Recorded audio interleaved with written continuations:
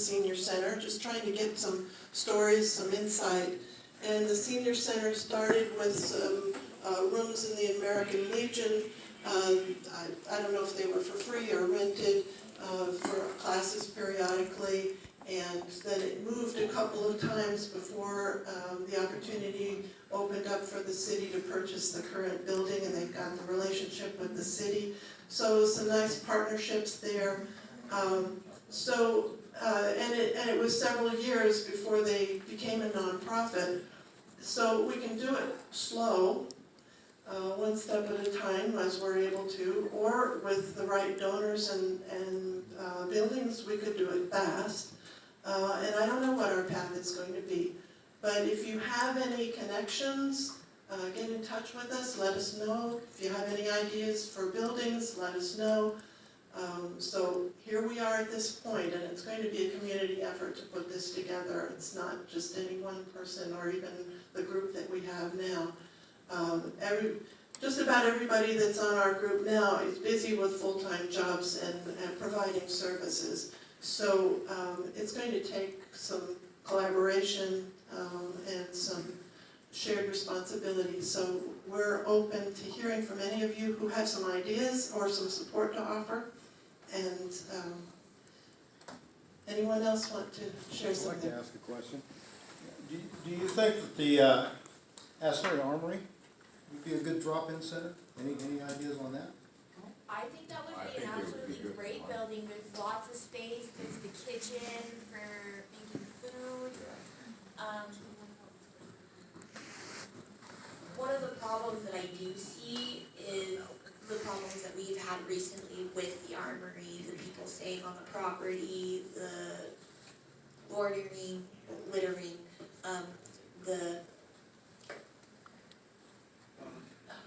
what was one of the other problems? People facilitating on the edges of the building. That might be a problem, but as far as I know, it's a possibility. It's a really great building, except there's lots of space.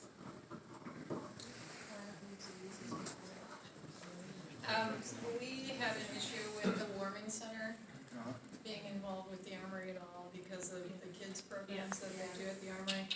So that was The current programs that are already going at the armory are not collaborative with what we would need to offer because of lots of different reasons. So whereas the building is amazing, unless everything that's currently happening at the armory moves out, there's no way that we can move into that space. We've tried.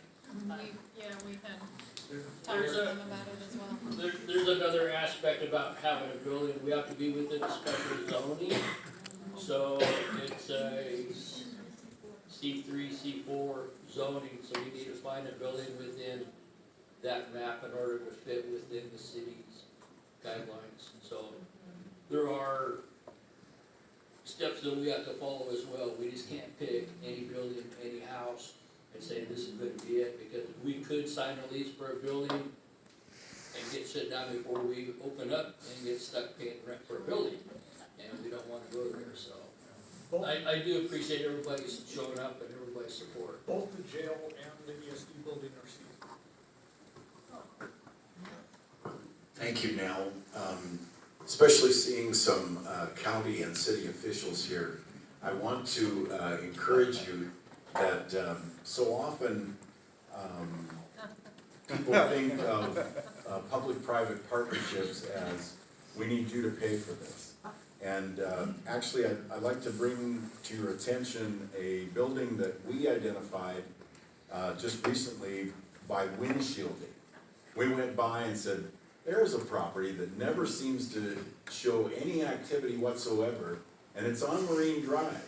Oh, and look, next month it's going to be 6 years in arrears on its property tax.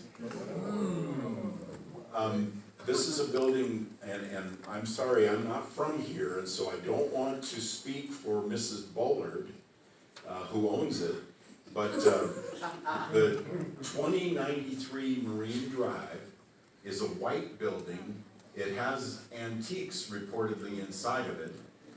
In my estimation, it's one of the neglected underutilized structures in the city that perhaps if we were as a group, as a county, were able to approach this with Mrs. Bullard and say, are you gonna do something with this? Are you gonna pay your taxes? We have an idea about how this building could be put to use. That may be one way that we could approach a drop-in center without having to come up with $1.5 million. So just by windshielding, we identified this as a potential candidate. And the county assessor and I have an appointment in 2 weeks when we get back from vacation to talk about what are the ins and outs of the county taking possession of a delinquent property tax building and see if this might be a possibility. And if it's not, it just reminds us that thinking outside the box is what we need to do. That may be the most advantageous way to get where we're going before we have money, before we have a 501c3, before we have an idea. Thank you. Do you know the zoning on that property? It's probably a C3. It's at least a C3. It's at It's least probably a commercial 3. It could be commercial 4. It's on my hands.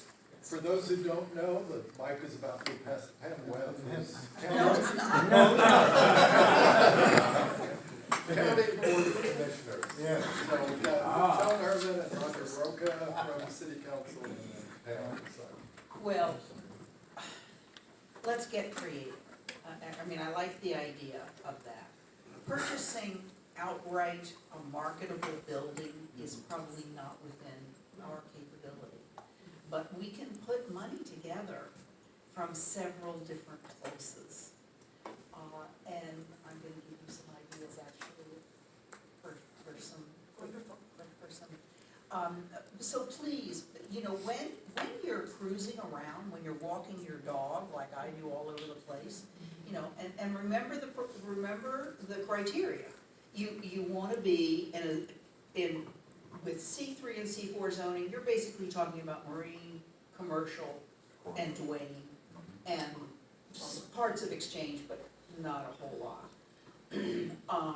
So be creative, and we'll actually, I will make it one of my assignments, to take a look at properties near foreclosure. Because some of those, they don't always look like it from outside, but, you know, I've been very inspired, I'm always inspired to come here. I always say this is my tribe. But that's what these efforts take. They take cobbling together all kinds of weird resources and bake sales and, you know, wish we had the B-52 bomber versus the bake sale issue here. We do, actually, we do, I mean, that's what we're facing. But do be creative and keep your eyes open. And I love the idea of a center that is fully involved with the users. That's just dynamite, absolutely dynamite. And I want to pass on something that Pastor Bill just said to me. Let's remember that in Alan's presentation, and incidentally, I'm kind of a pseudo-statistician and I really trust, they have a woman who has the best numbers in town for the populations that we're talking about. Let's focus on the positive part of it. You know, a certain percentage of the folks who in their database have mental illness problems. 24%. But that means there's 76% that doesn't. Exactly. Unfortunately, Alan doesn't include that sometimes when he presents. So but that's a mental issue, Pastor Bill. So let's think in terms, we have to take care of those 24%. I'm not minimizing that at all. And I am painfully aware of the challenges in that department. But let's be positive. Let's look at the people in this room who have said that they are or have been homeless. Man, I want to make this right for them and for everybody else. So be creative, think outside the box. let's get crazy. Don't be afraid of any ideas, really. Don't, you got shot down in the jail, but keep, Not yet. let's keep going. Good. So just please, be as inspired as I have been for these past 2 hours. Yeah, and the numbers, again, I think one of the things you're pointing to is that the homeless are often characterized by the smallest number. Like, it was less, I don't remember the number, it was less than 50% had an alcohol or drug problem. 40, Whereas very you mentioned often, 40. yeah, 40, that's what I That thought. means 60% of Do not. PCs do not have. Exactly. So that's where I think the numbers can really be helpful in busting some of these global characterizations. So, let me see, there was something I wanted to say about location. So the building doesn't have to be in wonderful shape. Remember, we have Vern and his skills and Kurt and his skills. There's a lot of skills here. We can put it into shape. If it's got a roof that doesn't leak as much as outside, I think that we'd be happy there. So that's one thing. Another thing, in terms of where it's located, there's some people in the community who have expressed some discomfort about where it might be. And I would propose that some of that discomfort is because right now there is no place for homeless to be. So homeless are hanging out in alcoves. They may be leaving trash behind and worse. So there's some discomfort in the community about don't have them near me because they think that's what it's going to be. Actually, when we have a drop-in center, it will have the effect of cleaning up the streets. It will give people a place to hang out where they can be and not have to be in survival mode. And it also gives a responsibility for being good neighbors. So I think it will change things drastically. And Aaron can speak to that. What's the park like when you guys leave? Yeah, hi Kenny. I just want to say, hello Kenny.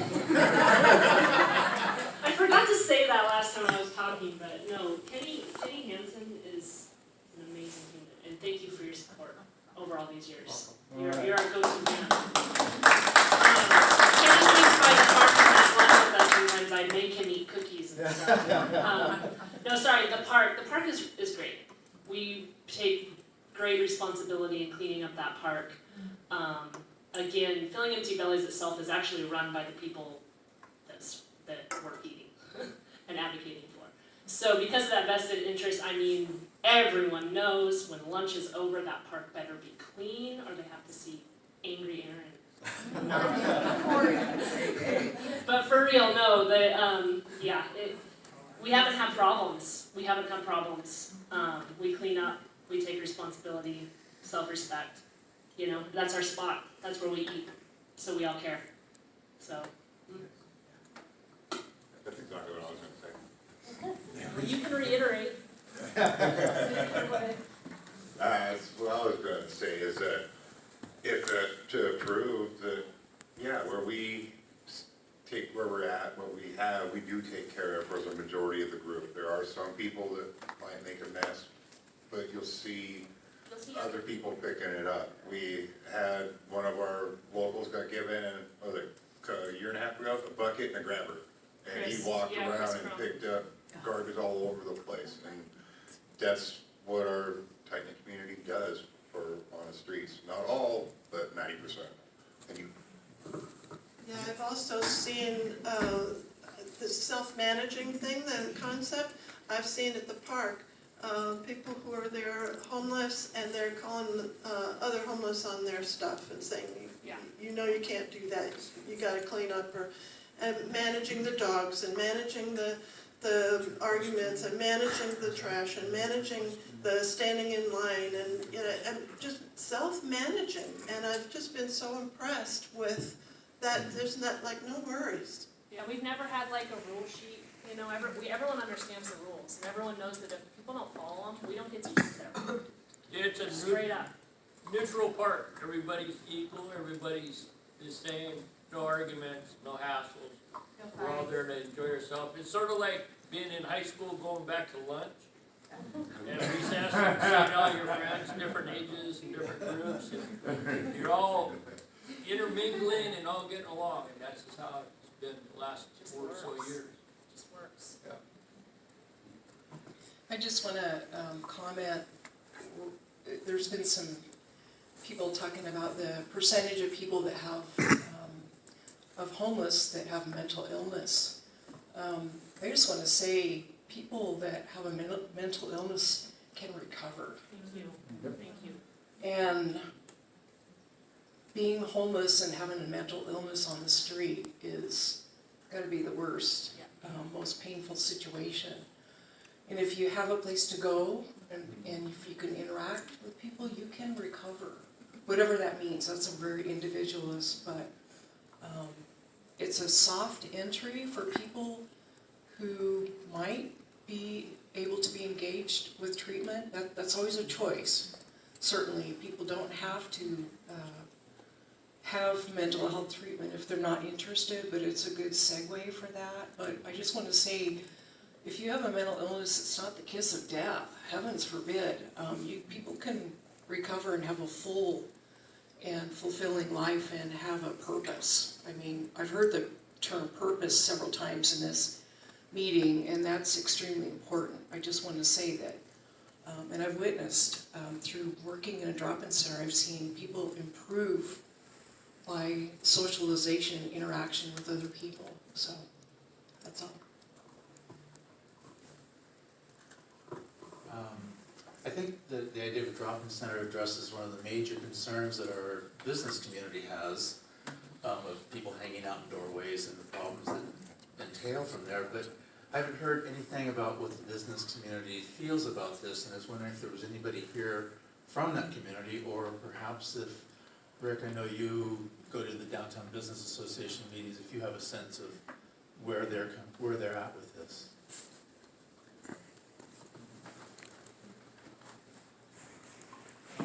I do, did you want me to say something? Yeah. Okay. Well, I think justifiably, there's concern that I appreciate them sharing with me. I met with Sarah Lou and another person, I can't remember her name, just a few days ago. And there's concerns, and concerns are justified. We just need to figure out how to address them, because again, with the win-win button, I really do want a win-win. And I really want to be in communication with them, see what the concerns are, and, just tackle this together. Because I think they see the potential, absolutely. But, I think one of the statements, I don't think she'd mind me saying this at all, that the business owners know what downtown Portland is like. I don't, quite honestly. We drove through there and I didn't see big issues. But evidently, they're very aware of businesses leaving because of the problems there. So they're concerned about that. As she said, we have this mythology of the money that's associated with some of these downtown merchants. And she was saying, these are people that have put their life savings on the line to get these businesses going. So, I mean, it's fair to have concerns, and we need to work with them and address them. It's very simple. We are going to take one more question, and then I'm going to pass the mic over to our gentleman here, Kenny Hansen, and Jeff, I forgot your last name, Jeff. Spalding. Okay. Thank you. So I'm convinced.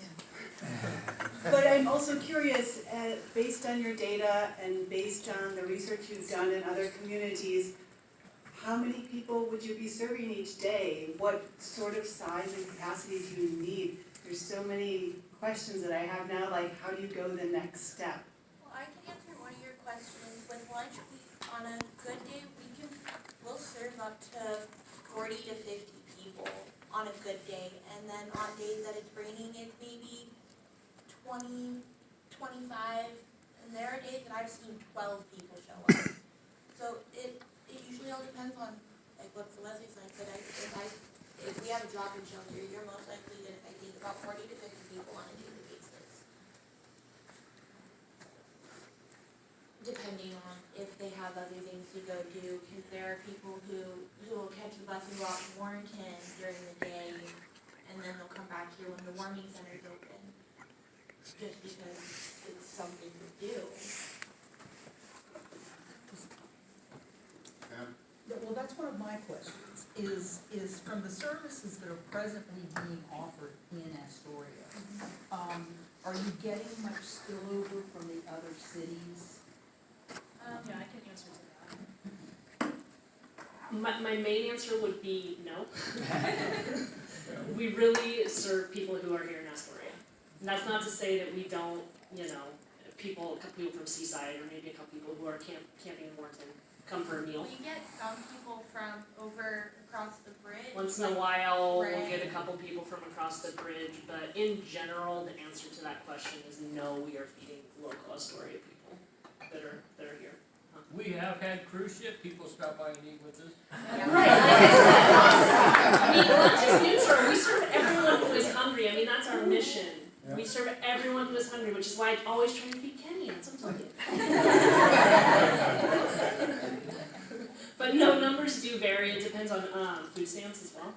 It's, Well, the cycle, you know. the end of the month is busy, first of the month's not so much.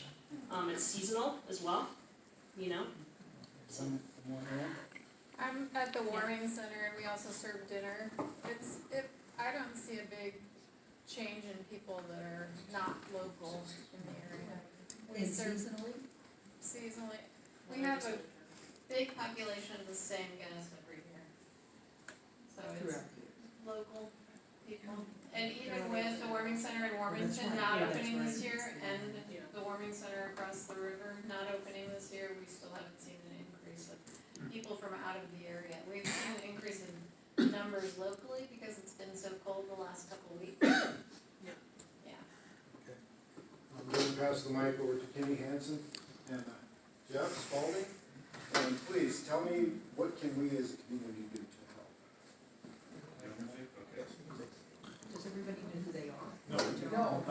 Okay, well, first off, I will introduce Kenny Hansen. He's a detective here in Astoria Police Department. He's also our homeless liaison officer. He's doing a great job, as you guys have heard. And there's oftentimes no better accolades than hearing from people in the community. So, and I'm Jeff Spalding. I'm the police chief here in town. And I really thought that I could probably come here and just kind of not blend in and just kind of sit back and just listen, because that was my intent. I just really wanted to come and learn more about this. I'm clearly not an expert in this, and all we know about programs like this to help individuals who are experiencing homelessness, the better.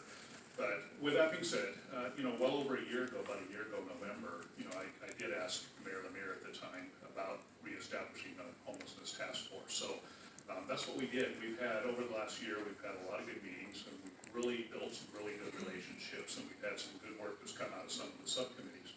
One of the things that I have said from the very beginning is being homeless is homelessness is not a crime. And really that's been our approach from day one. We also understand that one size doesn't fit all. Not everybody is homeless for a variety of reasons. We've heard that here today. And we also understand very clearly that it's just a very small portion of the population of individuals that are homeless are creating some of the behavior issues that we see and we get calls. As you guys might imagine, anytime that there's a problem in the community or somebody sees homeless or any individual doing something inappropriate, even if it's something that's really not in our lane, the police get the calls. So we get these calls all the time. And you might imagine it is frustrating for officers that they have to go out there and deal with someone who may have defecated in an alley or those types of things. But really what we're trying to do is address the behavior. And when we talk about addressing the behavior, it's not the behavior of homeless people, it's the behavior of anybody that's doing things that are inappropriate. And these are the things that are frustrating the downtown business owners and other people who live in the community. And these are the things that we have to address because we get the calls. We also have a substantial portion of our population that is looking to us to do something about these problems. But I also knew from day one as well that anything that we can do to make this problem better is going to help us in the long run. If we can get people into services, if we can treat people humanely, and if we can do things that get people their identity back, get them gainful employment, those types of things, our calls will be reduced. So again, it's a multi-pronged approach, at least from the police department's perspective. There's just a very small portion of it that we still have to deal with the behavior, and we will continue to do that. And I think at the end of the day, I think that's what everybody in this room wants. You know, even, you know, some of the people that have spoke, some people experiencing homelessness, they want that too. They don't want that reputation. And again, it's probably just a handful of people that are causing most of the problems, and we get that. So, I don't know, anything you wanna add? No, you covered, you. I didn't come here to talk, I just came here to listen and learn. I will say that, you know, I just don't know that much about the program. I know a lot more about it now. And I will say that, you know, I think one of the most critical things for a program, if it's gonna be in our community, is managed properly. If it's managed like Helping Hands or like what Erin's doing with the Feeding Empty Bellies, I think having good management and individuals that really will take ownership in it will give it a much better chance of being successful. So that would be the one thing I would be looking for. So. Thank you.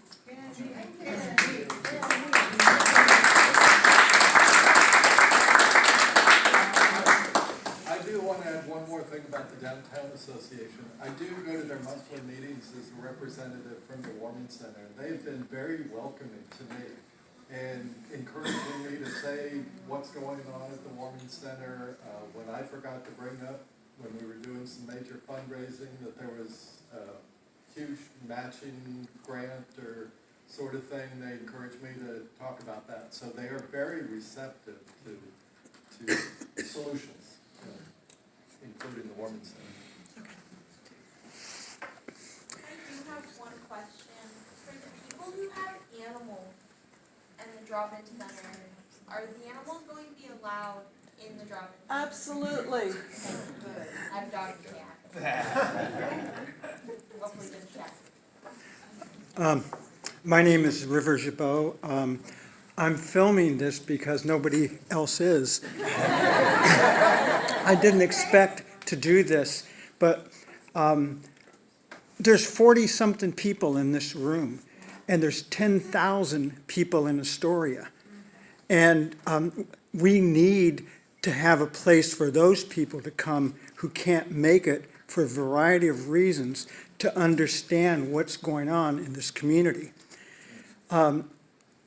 I talked with Nell, and I'm open to setting up a media aspect to this homeless shelter, but not just a homeless shelter, but to show the people of Astoria to each other and to outside people. You know, Nell and Rick and all of you guys are doing such beautiful work. You know, I'm going to put this up with Rick and on YouTube, and eventually, hopefully, we'll have a channel devoted to the people of Astoria and the beauty of the people of Astoria. Forgive me when you see this on YouTube, because this is not representative. But so we moved here 6 months ago. We love this place. You know, we've been coming here for 5 years since we moved to Portland. I've lived in lots of countries, lots of cities, but I've never experienced the kindness of the people of the Northwest towards each other and towards other people. So, you know, I'm committed. So thank you, and be kind when you see this.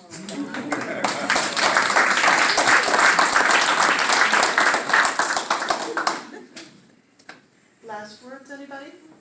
Are we gonna form a committee of some kind to work on location? There is a group that's already meeting, and if you're interested, I hope you've signed the sign-up sheet that's going around, and let us know your name so we can add you to the list. Okay, thank you. Yeah, the sign-up sheet's here.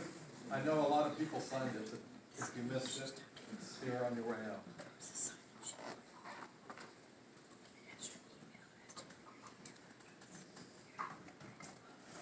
Yeah, I was trying not to talk. So I just want to give a plea to, please don't go mental health light, even if you say it's 25%. As an educator, take a classroom. Take my granddaughter's classroom with 25 kids, but 3 of them have behavioral issues, one of them being my granddaughter, who is now in a private school. Take mental health. I've had brain scans, I've had 10 medications over a period of 15 years. I will always be bipolar 2. There will be times when it is very hard for me to control my emotions, to get along with other people, and yet, in the eyes of most people, I've had a successful career and gotten along. But I had a job that allowed me to go to a psychiatrist, that allowed me to have a car to drive to Portland. The people here in Astoria have very little access to continued services that are delivered on a regular basis and that have counselors who are trained and willing to go into the issues that have been plaguing them probably for a lifetime. I've had, as a teacher here, snipers from overseas who the military have fed with meth and then come back and been abandoned, and their brains are altered for forever. You can deal with it, but you can't just use behavior modification. We have a lot of vets here. We have a lot of people with all sorts of trauma, and how they behave is going to affect the peace and serenity of those around them. So please, they may be only 25%, but they're a really important 25%.